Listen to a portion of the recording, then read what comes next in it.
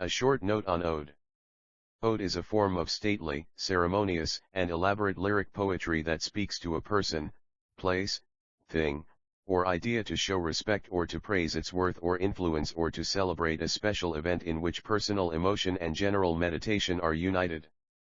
It is usually marked by exaltation of its subject, tone, feeling and style.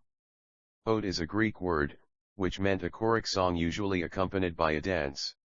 Choral odes, with varying stanza form, were composed by Greek poet Pindar for Greek drama and public occasions like Olympic Games.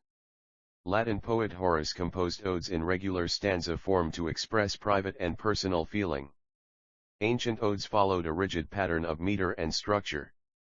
Modern odes usually do not follow the formal structures of ancient odes and have varying length of line, and complexity of stanza form.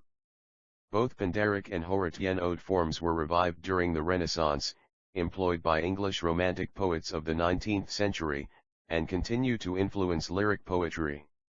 Great English poets like Milton, Marvell, Dryden, Collins, Gray, Coleridge, Wordsworth, Keats, and Shelley carried the ode to its highest achievements.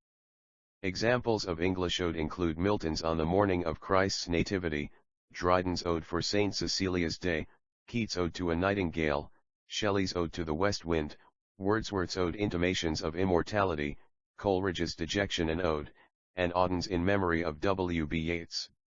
Thanks for watching. Like the video and subscribe the channel English Binglish.